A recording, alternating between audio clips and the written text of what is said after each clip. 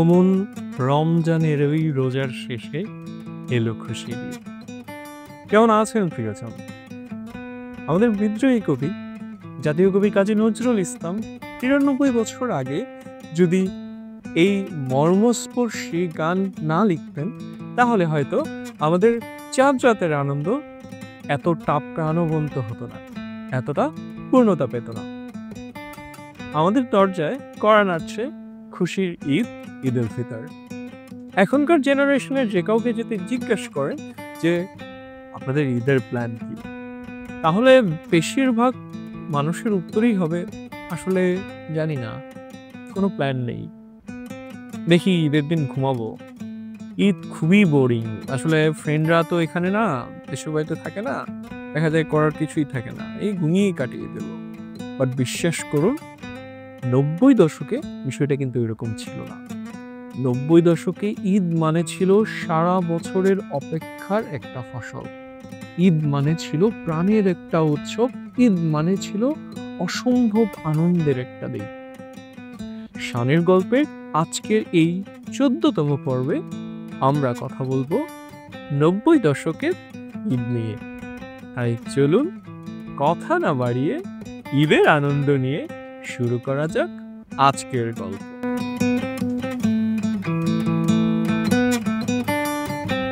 ৯০ দশকের ঈদ নিয়ে কথা বলতে গেলে প্রথমেই যে ব্যাপারটা নিয়ে কথা বলতে হবে তা হচ্ছে ঈদের প্রস্তুতি। আসলে রমজান মাস শুরু হওয়ার সাথে সাথেই শুরু হয়ে যেত ঈদের কাউন্টডাউন। আর বিশ্বজোড় পর থেকে তো একেবারে ঈদ ঈদ ফিল চলে আসতো। তাই প্রথম প্রস্তুতি থাকতো হচ্ছে গিয়ে কেনাকাটা, শপিং নিয়ে। এখনকার মতো আমাদের ঈদের বাজেট ১ লাখ ২ লাখ টাকা ছিল না। ঈদে একটা নতুন জামা আর একজোড়া নতুন জুতা যদি হতো, তাতেই ঈদের আনন্দ পুরা আকাশের চাঁদের মতো হয়ে যেত। তাতেই প্রত্যেকটা ছেলে মেয়ের মুখে ঈদের চাঁদের হাসি চলে আসতো। এবং সেই কেনাকাটাটা সাধারণত হতেই ২০ রোজার পরে। আমি যেহেতু মফস্বল থেকে বড় হয়েছি, তাই দেখা যেত তখন একটা কথা প্রচলিত ছিল কেনাকাটার জন্য, যে ২০ রোজার পরে ঈদের নতুন একটা কাপড়ের চালান আসে। তাই কেনাকাটাটা ২০ রোজার পরেই হতো। এখন যেমন কি হয় যে আমরা কেনাকাটা করতে গেলে আমরা ফেসবুকে আপডেট দিই, স্টোরি দিই যে উইথ ঈদ শপিং। শপিং শেষ হওয়ার পর যখন আমরা স্টোরি আপলোড দিই অথবা ছবি পোস্ট করি, ডান উইথ ঈদ শপিং, সবাইকে আমাদের ঈদের শপিংটা দেখিয়ে। ৯০ দশকে কিন্তু বিষয়টা এরকম ছিল না। ৯০ দশকে বাবা মার হাত ধরে শপিং করার মজাটাই ছিল অসাধারণ। এবং সেখানে মার্কেটে কোনো কিছু যদি কেনা হতো, সেই দেখাই শেষ দেখা। এরপর এটা চলে যেত আলমারির মধ্যে একেবারে গোপনে, কাউকে ঈদের জামা দেখানো যাবে না। আমাদের মধ্যে তখন এরকম একটা ধারণা ছিল, আমাদের ঈদের জামা যদি আমরা কাউকে দেখিয়ে ফেলি, তাহলে আমাদের জামাটা পুরাতন হয়ে যাবে। আর পুরান জামা দিয়ে তো আর ঈদ করা যায় না। তাই একেবারে আলমারির মধ্যে তালা দিয়ে ওই জামা লুকিয়ে রাখা হতো। আর যদি কোনো ক্রমে কারো জামা কেউ দেখে ফেলতো, হায় রে, তাহলে তো কান্নারই শেষ নেই। এই জামা পুরাতন হয়ে গেছে, এই জামা দিয়ে আর ঈদেই করা যাবে না। এইভাবে খুব মজার মজার অপেক্ষায় কাটতো ঈদের আগের দিনগুলি। আরেকটা কাজ তখন হতো, তখন খুব প্রচলিত ছিল এই জিনিসটা। আমাদের ঈদের আগে আমরা বন্ধুরা একে অন্যকে ঈদ কার্ড দিতাম। ঈদের শুভেচ্ছা জানিয়ে ঈদ কার্ড, যেখানে হয়তোবা একটা কাগজের কার্ডের ভেতর নিজেদের হাতে লেখা দু একটা কথা বন্ধুর জন্য, সেই কথাগুলো ঈদ কার্ডে স্থান পেত এবং সেগুলো আমরা একজন আরেকজনকে দিতাম। এখানে বোঝাও যেত যে কে কার কতটুকু ক্লোজ ফ্রেন্ড, কারণ সহপাঠী তো সবাই রয়েছে, সবাইকে তো আর ঈদ কার্ড দেওয়া যাবে না। যারা যারা অনেক স্পেশাল তাদের জন্য ঈদ কার্ড। সো ঈদ কার্ডও ছিল কিন্তু ৯০ দশকের ঈদের প্রস্তুতির এক অসামান্য জিনিস। সো এই ঈদ কার্ড অনেক পপুলার ছিল ৯০ দশকে। এরপরে যদি চলে আসি, তাহলে কথা বলতে হবে চাঁদ রাত নিয়ে। আমার মনে হয় আসলে ঈদের আনন্দের অর্ধেকের বেশি ভাগ আনন্দটাই হয় চাঁদ রাতে। ৯০ দশকের হিসেবে যদি বলি, তাহলে কোনোবার যদি ২৯ রোজা হতো, তাহলে সেই আনন্দটা না আরো দ্বিগুণ হয়ে যেত। ওই যে যেটা বললাম যে আনসার্টেন সারপ্রাইজ পেতে যেমন আমাদের ভালো লাগে, তো ৯০ দশকে যদি কখনো ২৯ রোজা হতো তাহলে সেই বিষয়টাও ছিল আনসার্টেন। আনন্দটাও তখন অনেক, অনেক বেশি হয়ে যেত যে আমরা যেটা আগামীকালকে ভাবিনি সেই জিনিসটা আগামীকালকে ঈদ হতে চলেছে। সো ওই আনন্দটাও তখন দ্বিগুণ হয়ে যেত। চাঁদ রাতের কথা যদি বলি, ১ম এই যে জিনিসটা আসবে তা হচ্ছে চাঁদ দেখা। আমি এখন হলফ করে বলতে পারি যে খুব কম মানুষ রয়েছি আমরা যারা ঈদের চাঁদ দেখি। কারণ ঈদের চাঁদ এখন আমাদের হাতের মুঠোফোনে চলে আসে। ঈদের চাঁদ কারো স্টোরিতে চলে আসে। কিন্তু আমাদের ৯০ দশকে আমরা নিজের চোখে চাঁদ দেখতাম। আমার ছোটবেলার কথা মনে আছে যে ঈদের চাঁদ কিন্তু খুব অল্প সময়ের জন্য আকাশে দেখা যায় যদি হচ্ছে গিয়ে মেঘ না থাকে। তো ঐরকম যদি কখনো চাঁদ দেখা যেত, এলাকার সব মানুষ মিলে খোলা জায়গায় আমাদের এলাকায় একটা ব্রিজ রয়েছে। সেই ব্রিজের উপর সবাই জড়ো হয়ে অথবা বাসার ছাদে জড়ো হয়ে পুরো পরিবার একসাথে মিলে ঈদের চাঁদ দেখতো। ওইটা যেন খুশি ছিল একটাতে এবং তখন তারাবাতি জ্বালিয়ে, বাজি ফুটিয়ে আনন্দ করা হতো। যদিও এই অংশগুলো এখনো দেখা যায়, কিন্তু তখন আরো অনেক মজা হতো। পুরো পরিবার একসাথে করে তারাবাতি দিয়ে, তারাবাতির আলোয় মনে হয় প্রজ্জ্বল হতো ঈদের আনন্দটা। এইভাবে করে হচ্ছে চাঁদ রাত উদযাপন করা হতো। তাছাড়া টিনেজাররা যারা রয়েছে তারা কি করতো? আমরা কি করতাম এই চাঁদ রাতে না আমরা আবার ওই স্বাধীনতা পেতাম। ৯০ দশকে যেই স্বাধীনতাটা আমাদের ছিল না, সন্ধ্যার পরে বাসায় বাইরে থাকার স্বাধীনতা। তাই দেখা যেত চাঁদ রাতে আমরা বিভিন্ন খেলায় মেতে উঠতাম। এর মধ্যে ছিল বউচি, গোল্লাছুট, তারপরে হচ্ছে আমরা আরেকটা কথা বলতাম হচ্ছে ফুলটোকা। ঠিক আছে? এরকম অসাধারণ ছেলে মেয়ে সবাই একসাথে হয়ে আমরা চাঁদ রাতে বিভিন্ন খেলাধুলা করতাম এবং এটা ছিল চাঁদ রাতের অন্যতম আনন্দের একটা জিনিস। আরেকটা জিনিস যদি না বলি তাহলে চাঁদ রাত অসম্পূর্ণই থেকে যাবে। তা হচ্ছে মেহেদি দেওয়া। মেয়েরা দলে, দলে চাঁদ রাতে হাত ভরে মেহেদি দিত। এখন আপনারা বলতে পারেন মেহেদি তো এখনো দেয়। ইভেন এখন অনেক আগে থেকে মেহেদি দেওয়া হয়। মেহেদির উৎসব দেখা যায় বিভিন্ন জায়গায়। তাহলে এ আবার নতুন কি? নতুন সেটাই ছিল ৯০ দশকে শুধু মেয়েরা মেহেদি দিত না। ৯০ দশকে ছেলেরাও তাদের হাতে মেহেদি দিত। এখন ছেলেরা তো মেয়েদের মতো হাত ভরে মেহেদি দিবে না। তখন দেখা যেত ছেলেরা তাদের হাতে ঈদ মোবারক লেখে মেহেদি পড়তো। কিন্তু মেহেদি পড়া মাস্ট। আমার এখনো একটা মেহেদির নাম খুব মনে আসছে। সেটা হচ্ছে ১ম টিউব মেহেদি মনে হয় খুব ভাইরাল হয়েছিল তখন। তখন তো ভাইরাল ওয়ার্ডও হচ্ছে গিয়ে ব্যবহৃত হতো না। বাট তখন খুব ভাইরাল হয়েছিল ৯০ দশকে। ওই মেহেদির নাম হচ্ছে শাহজাদি মেহেদি। তো চাঁদ রাতে মেহেদি এনে মেহেদি হাতে মেহেদি না পড়লে মনে হয় ঈদই মনে হতো না। আমার ছোট ভাই যে রয়েছে সে ছোটবেলায় চাঁদ রাতে তাকে মেহেদি দিতেই হতো। তখন তাকে আর কি মেহেদি দিবে? এই হাতের মধ্যে ঈদ মোবারক আর চাঁদ তারা দিয়ে তার মেহেদি দেওয়ার যে আকাঙ্খা, সেই আকাঙ্খা পূরণ করা হতো। এখনো আমার মনে আছে যখন আমি স্কুলে অথবা কলেজে পড়ি, তখন চাঁদ রাতে ছোট, ছোট বাচ্চাদের এক দল সবাই চলে আসতো। আমার যে ছোট বোন রয়েছে তার হাতে মেহেদি দিতে।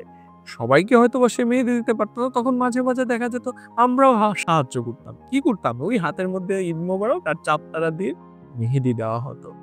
তাছাড়া কি হতো? বাসায়, বাসায় হচ্ছে পিঠাপুলি বানানো হতো ঈদ উপলক্ষে। যেটা চাঁদ রাতেও খাওয়া হতো, আবার ঈদের দিনেও খাওয়া হতো। এরকম এক উৎসব মুখর ছিল ৯০ দশকে চাঁদ রাতের আয়োজন। এবার চলে আসি ঈদের দিনের আয়োজনে। ঈদের দিন খুব সকালে ঘুম থেকে ওঠা হতো। দেখা যেত বন্ধু-বান্ধবেরা একে অন্যের বাসায় গিয়ে অনেককে ডেকে তুলত। এটার মধ্যেও এক মজা ছিল। এরপরে প্রস্তুতি নেওয়া হতো ঈদের নামাজ আদায়ের জন্য। এখন কিন্তু দেখা যায় পাড়ায়, পাড়ায়, মহল্লায়, মহল্লায় প্রত্যেক মসজিদে ঈদের জামাত আদায় করা হয়। কিন্তু ৯০ দশকে বিশেষ করে মফস্বলের প্রেক্ষিতে কিন্তু প্রেক্ষাপটটা এরকম ছিল না। তখন একেবারে ঈদগাহেই ঈদের নামাজ আদায় করা হতো। কোনো এক খোলা মাঠে, ময়দানে ঈদের জামাত আদায় করা হতো। এবং যেহেতু আমার মনে আছে আমার ছোটবেলায় যেহেতু আমার মহল্লা থেকে ঈদগাহ অনেক দূরে ছিল, দেখা যেত পাড়ার সবাই একত্রে মিলে হেঁটে ঈদগাহের দিকে রওনা করা হতো এবং তখন থেকেই মনে হতো যে একটা উৎসব শুরু হয়ে গিয়েছে। আর আপনি চিন্তা করেন এলাকার সবাই যখন একসাথে ঈদগাহের দিকে যাচ্ছে, এখানে কয়েকটা প্রজন্ম একই সাথে রয়েছে। হয়তোবা তার বাবা রয়েছে, সে রয়েছে, তার দাদার বয়সী লোকজন রয়েছে। তো সবাই এরকম অনেকগুলো প্রজন্ম যখন একসাথে দলবদ্ধভাবে ঈদগাহে যাচ্ছে, তখন একটা বিরাট আনন্দ কাজ করত। তারপর একসাথে ঈদের নামাজ আদায় করে আমরা সবাই চলে যেতাম হচ্ছে কবরস্থানে কবর জিয়ারত করতে। প্রিয়জন যারা আমাদের পৃথিবীতে বেঁচে নেই, পৃথিবী ছেড়ে চলে গিয়েছেন, তাদের জন্য, তাদের উদ্দেশ্যে, তাদের রহমতের জন্য, তাদের মাগফিরাতের জন্য ২ হাত প্রসারিত হতো মহান আল্লাহ তাআলার দরবারে। এবং সেখান থেকে ফেরবার পথেও কিন্তু দেখা যেত এলাকার সবাই একসাথে দলবদ্ধ হয়ে আবার এলাকায় ফিরে আসতেন। আমার এখনো মনে আছে যখন এলাকায় প্রবেশ করা শুরু হতো, তখন দেখা যেত নতুন জামাকাপড় পরে বিশেষ করে মেয়ে বাচ্চারা তারা অলরেডি রাস্তায় ঘোরাঘুরি করতেছে। সো এই বিষয়টা দেখতে এতটাই চমকপ্রদ এবং এতটাই আনন্দের ছিল। ছেলেরা যেহেতু নামাজে যায় তাহলে পেট্রোলে খুব একটা ছেলে বাচ্চা দেখা যেত না। কিন্তু মেয়ে বাচ্চারা দেখা যেত একেবারে তারা রেডি হয়ে একেবারে ঈদের খুশিতে তারা মেতে উঠেছে। এরপর বাসায় আসার পর সকালের নাস্তা। আমাদের মফস্বলে সকালবেলায় একেবারে ভারী খাবার-দাবার করা হতো। দেখা যেত গিয়া মুরগির কোরমা, গরুর রেজালা এরকম ভারী খাবার। কিন্তু পুরো পরিবার একসাথে মিলে সেই খাবার গ্রহণ করত। আমার এলাকায় আমার আত্মীয়স্বজন সবাই কাছাকাছি থাকে। দেখা যায় সবাই একসাথে ঈদ করা হয়। তাই ঈদের বেলার সকালের খাবারটা অনেক স্পেশাল থাকে। দেখা যায় যে পুরো পরিবার ১ম এ গিয়া মহিলারা সবাইকে খাওয়াচ্ছেন। সব পুরুষরা বাসার পুরুষরা মেঝেতে মাদুর পেতে সেখানে খাবার গিয়ে খাবার দেওয়া হচ্ছে তাদেরকে। সেখানে সবাই একসাথে খাবার গ্রহণ করে এটার মধ্যে অন্যরকম একটা তৃপ্তি পাওয়া যায় যে পরিবারের সবাই একসাথে খাবার গ্রহণ করা। এরপর গিয়ে দেখা যায় যে কি হতো যে কাপড় পাল্টে ঈদের নতুন জামা-কাপড়, নতুন জুতা পরে ছেলেমেয়ে বেরিয়ে পড়তো সবার বাসায় ঘুরে বেড়ানোর জন্য। ঈদের দিনের সকালের নাস্তায় এখন তো ভিন্নতার শেষ নেই। দেখা যাচ্ছে নবাবী সেমাই, শাহী টুকরা, পাস্তা, নুডলস, চটপটি, হালিম, সেই কত কি ভ্যারাইটি। কিন্তু ৯০ দশকে কিন্তু এত ভ্যারাইটি ছিল না। ৯০ দশকে ঈদের নাস্তা মানেই সেমাই অথবা পায়েস। সেখানে সেমাইয়ের মধ্যে ভ্যারাইটির মধ্যে ছিল যে সাধারণ লাচ্চা সেমাই অথবা পাকিস্তানি লম্বা সেমাই। আরেকটা বিশেষ সেমাই সেটা শুধু ঈদের মধ্যেই পাওয়া যেত। সেটা হচ্ছে রঙিন একটা সেমাই। লাল হলুদ কালারের রঙিন একটা সেমাই। এই সেমাই যখন বাজারে উঠতো তখনই মনে হতো যে ঈদ খুবই সন্নিকটে। কারণ ঈদ ছাড়া সেই সেমাইটা সাধারণত পাওয়া যেত না। এছাড়াও অনেক বাসায় গিয়ে পিঠাপুলির আয়োজন করা হতো, হাতে বানানো সেমাই আয়োজন করা হতো। কিন্তু আয়োজনগুলো শুধুমাত্র মিষ্টান্নতেই সীমাবদ্ধ থাকতো। তাই ছেলেমেয়েরা যখন বেরিয়ে যেত আশেপাশে পাড়া প্রতিবেশী বন্ধু-বান্ধবের বাসায়, দেখা যাচ্ছে মোটামুটি সবার বাসায় গিয়ে কিন্তু সেম ডিশ। তাও ২ চামচ ৩ চামচ করে একটু মিষ্টান্ন খাওয়া হচ্ছে। বড়দেরকে সালাম করা হচ্ছে। আর তখনই ঘটতো ঈদের সবচেয়ে মজার ব্যাপারের যে ঘটনাটা, সেটা হচ্ছে ঈদের সালামি। সব বড়রা যারা রয়েছে তারা সব ছোটদেরকে সালামি দিতেন। হ্যাঁ, সালামের পরিমাণটা তখন খুবই কম ছিল। হয়তোবা কারো কাছ থেকে ৳২, কারো কাছ থেকে ৳৫, সর্বোচ্চ কারো কাছ থেকে পেলে ৳১০। কিন্তু ওই যে আনন্দটা, যিনি ৳২ দিচ্ছেন তার দেওয়ার মধ্যেও আনন্দ, যে নিচ্ছে তার মধ্যেও আনন্দ। কারণ পাড়ার সবার বাসায় যাওয়া যেত। এই যে হৃদ্যতা, এই হৃদ্যতাটা এখন দেখা যায় না। এখন আপনি ঈদের দিন আপনি কার বাসায় যান? আপনি সর্বোচ্চ হয়তোবা আপনার বন্ধুর বাসায় যান অথবা আত্মীয়স্বজনের বাসায়। এর বাইরে কি আপনি কখনো আপনার প্রতিবেশীর বাসায় যাওয়া হয়? আমার মনে হয় না। তো ৯০ দশকে ওই জায়গাটা অনেক বিশেষ ছিল। কিন্তু দিন শেষে যে যত টাকা সালামিই পাক, সবাই আমরা ৯০ দশকে একটা স্ক্যামের শিকার হয়ে এসেছি। তা হচ্ছে আমাদের মায়েরা যখন দেখতো আমাদের হাতে সালামির অনেকগুলো টাকা চলে এসেছে, আমাদের মায়েরা আমাদেরকে বলতেন, "তোমার কাছে রাখলে তো টাকা হারিয়ে যাবে। তুমি এক কাজ করো। তুমি টাকাগুলো আমার কাছে দিয়ে দাও। আমি যত্ন করে রাখি, তুমি পরে নিয়ে নিও।" এবং পরবর্তীতে সেই টাকাগুলো আমাদের পকেটে আর কখনো আসেনি। আমি ১০০% নিশ্চিত যে 90s কিডস যারা রয়েছেন তারা সবাই এই স্ক্যামের মধ্যে দিয়ে গিয়েছেন। আপনারা সবাই কমেন্টে আমাদেরকে জানান আপনাদের সাথে এই স্ক্যামের ঘটনাগুলো কেমন ছিল। এবার চলে যাই আবার ঈদের দিনের ঘটনায়। তাই এই সারাদিনের যখন ঘোরাফেরা শেষ তখন বিকালবেলা হতো। বিকেলবেলা বিটিভিতে নতুন একটা বাংলা সিনেমা দিত। কারণ সাধারণত বিটিভিতে যে বাংলা সিনেমাগুলো দেখানো হতো সেগুলো গিয়ে অনেক পুরাতন। আমাদের বাবা-মারা যেগুলো ইতিমধ্যে দেখে ফেলেছে। কিন্তু ঈদের সময় এমন একটা সিনেমা দেওয়া হতো যেটা খুব বেশি পুরাতন নয়। হয়তোবা খুব নিউলি রিলিজড হয়েছে ১ মাস ২ মাস। তাই পুরো পরিবার একত্রিত হয়ে সেই সিনেমা দেখার মজাটা অনেক অনেক অনেক বেশি ছিল। এইভাবে আনন্দ উচ্ছ্বাসে মিলিয়ে একটি ঈদের দিন অতিবাহিত হতো। আর রাতের 8:30টার খবরের পর চলে আসতো ঈদের অন্যতম এঙ্গেজিং প্রোগ্রাম সারা বাংলাদেশের জন্য, তা হচ্ছে ঈদের ইত্যাদি। হানিফ সংকেত সাহেব যখন তার অনুষ্ঠানে নতুন নতুন ভাবে নতুন নতুন আঙ্গিকে আমাদের রমজানের ওই রোজার শেষে গানটা উপস্থাপন করত, সেটার মধ্যে মনে হয় ঈদের আনন্দ নতুন করে আবার সবার হৃদয়ে নাড়া দিত। এইভাবে আনন্দ উচ্ছ্বাস উদযাপনায় একটা ঈদের দিন শেষ হতো 90 দশকে। আজ ভুলে যা তোর দোস্ত দুশ্মন, হাত মেলাও হাতে, তোর প্রেম দিয়ে কর বিশ্ব মিছিল, ইসলামে মরি।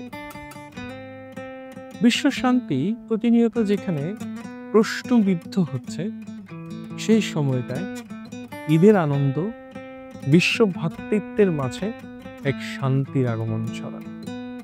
আমরা সবাই আমাদের ভেদাভেদ ভুলে সবাইকে আপন করে নিই, আর এই ঈদের আনন্দ সবার সাথে ভাগাভাগি করে নিই।